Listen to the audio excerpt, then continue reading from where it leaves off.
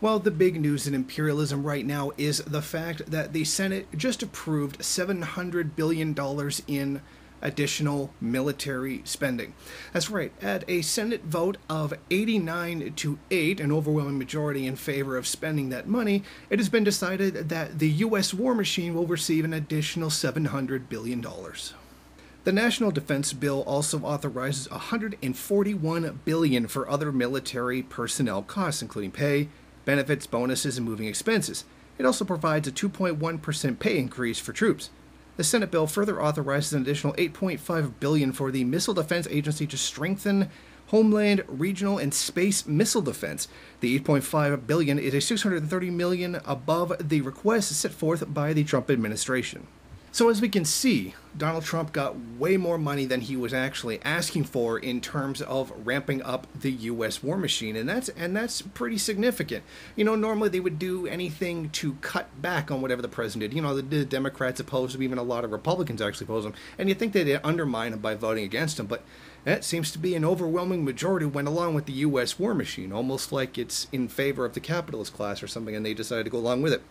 Well, I mean, this is significant. The U.S. has also announced that about 3,000 more troops are going to be going to Afghanistan, far from the idea of actually pulling out of this losing war. The United States has decided to increase the amount of suffering in the country by just going ahead and sending in more troops to a war that they're actually just losing. Now, this comes at a very significant time. The U.S. has pretty much officially lost in Syria. The U.S.-backed groups have already ceased getting their funding. The Syrian army has already crossed the Euphrates River and is headed directly towards the oil fields, which is what the United States was targeting using the YPG to get a hold of. Now, and most importantly of all, this comes as the DPRK has made it absolutely clear that they are not going to abandon their nuclear weapons program.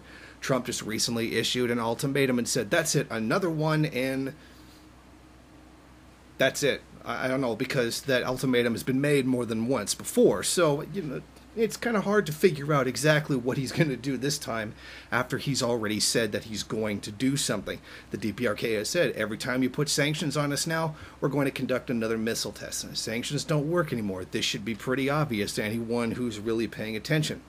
And what all of this really tells us is that aside from the Pentagon report that the U.S. empire is actually falling, it tells us that the U.S. is concerned. They're trying to boost their military presence. Now, more of the GDP, more of the debt that the country holds is going towards the war machine in order to prop up the system as it is. Now, they have to engage in this kind of spending in order to keep their dominant position within the world, to keep generating these kinds of profits by keeping these neo-colonized countries, i.e.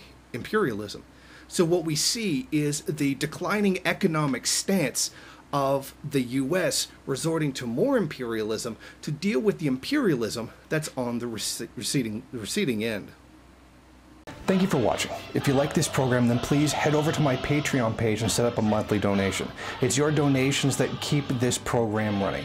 Also, if you would like, please rate, comment, subscribe, and share in various social media.